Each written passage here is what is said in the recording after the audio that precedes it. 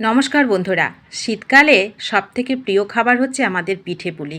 আর পিঠে পুলি হবে না এরকম কোনো বাঙালির ঘর অন্তত নেই। প্রত্যেকের ঘরেই কম বেশি পিঠে পুলি কিন্তু হয়ে থাকে। তো আজকে কোনো রকম চালের গুঁড়ো এবং দুধের ঝামেলা ছাড়া দারুণ স্বাদের একটা পিঠে রেসিপি তোমাদের সঙ্গে শেয়ার করব। তোমাদের দেখলেই খেতে ইচ্ছে করবে। আর যারা দুধ খেতে একদম পছন্দ করো না তাদের জন্য তো খুবই স্পেশাল। তো দেখো, এটা তৈরি করতে আমি প্রথমে একটা মিক্সি জার নিয়ে এর মধ্যে আমি কিছুটা ভাজা চীনাবাদাম দিলাম, 1 বাটি মতন সুজি দিলাম, আর 2 চামচ মতন চিনি দিলাম। মিষ্টিটা যেমন তোমরা খাবে সেরকমই দেবে। 2টো এলাচ দিলাম, খুব সুন্দর ফ্লেভার হবে। তো দেখো, শুকনোভাবে আমি ভালো করে এটাকে ঘুরিয়ে নিয়েছি, গুঁড়ো করে নিয়েছি। তো আগে ভালো করে শুকনো করে গুঁড়ো করে নেবে, দেখবে খুব সুন্দর মিশ্রণটা তৈরি হবে। এইবার এখানে যেহেতু আমি 1 বাটি সুজি দিয়েছি, আমি প্রায় পৌনে 1 বাটি জল, মানে হাফ বাটির থেকে একটু বেশি জল এখানে ব্যবহার করব। তো অর্ধেকটা জল দিলাম, অর্ধেকটা জল রেখে দিলাম, ওইটা পরে ব্যবহার করব। এখানে একটুখানি আমি হাফ চামচ মতন বেকিং পাউডার দিলাম। খুব সুন্দর সফট হবে পিঠাগুলো, খেতে ভালো লাগবে। আর ফেটানোর সময় টাইমও কম লাগবে যদি মিক্সি জারের মধ্যে আমি বেকিং পাউডারটা দিয়ে দিই। তো দেখো, দিয়ে আমি সুন্দর করে পেস্ট করে নিয়েছি, একদম মিহি করে। যতটুকু জল বাটিতে রেখেছিলাম ওই জলটা মিক্সি জারের মধ্যে দিয়ে মিক্সি জারটা ধুয়ে এর মধ্যে দিয়ে দিলাম। এবার স্বাদ মতন লবণটা দিলাম, বাটির মধ্যে ঢেলে নিয়ে সুন্দর করে আরও 2 মিনিট ভালো করে ফেটিয়ে নেব। এই ফেটানোটা অবশ্যই বন্ধুরা ভালো করে ফেটাবে, তবে পিঠেগুলো নরম তুলতুলে সফট হবে, মুখে দিলেই মিলিয়ে যাবে।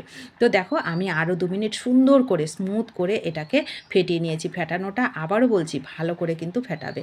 তো ফেটানোটা হয়ে গেল। আমি কিন্তু এখানে 1 বাটি সুজির সঙ্গে প্রায় হাফ বাটির থেকে একটু বেশি জল ব্যবহার করেছি।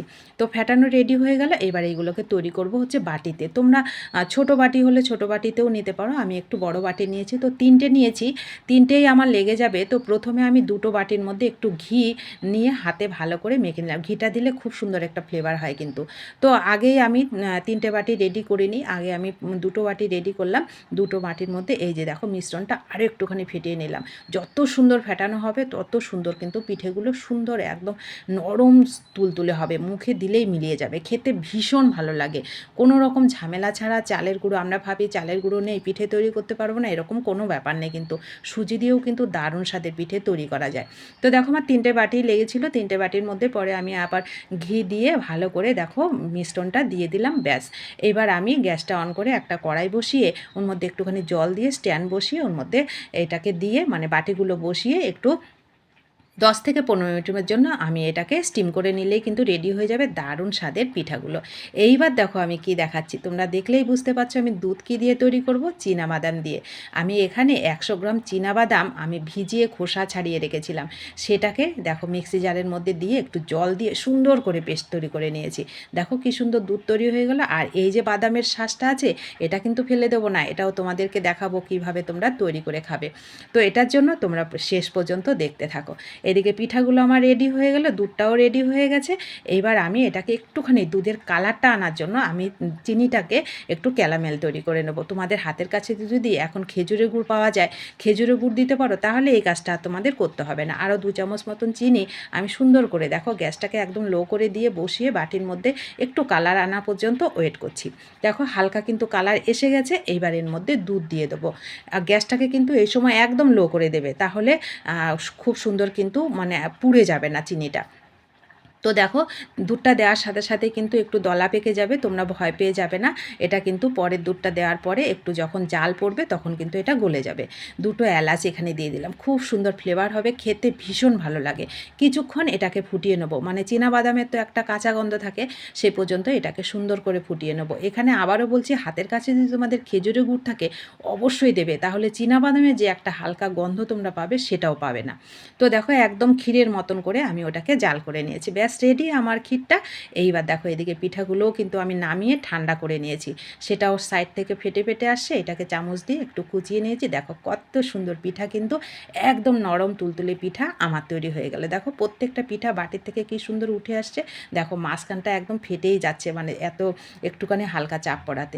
দেখো প্রত্যেকটা পিঠা কত সুন্দর নরম তুলতুলে হয়েছে, খেতে ভীষণ ভালো লাগে। বন্ধুরা যারা খেয়েছো তারা তো জানো, যারা খাওনি তাদেরকে অনুরোধ করব একবার এইভাবে এই পিঠাটা তৈরি করে খেয়ে দেখবে। আশা করি তোমাদেরও স্বাদটা একেবারে মুখে লেগে থাকবে।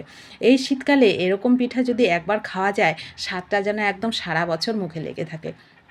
যারা দুধ খেতে একদম পছন্দ করো না তাদেরকে বলবো এইভাবে পিঠা তৈরি করে খাও, দেখবে ভীষণ ভালো লাগবে।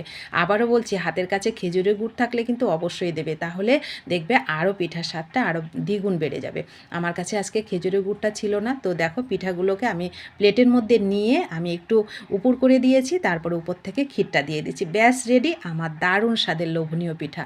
দেখো একটা তোমাদেরকে কেটেও দেখাচ্ছি, কত সুন্দর নরম তুলতুলে লোভনীয় পিঠা আমার কত সহজে তৈরি হয়ে গেল।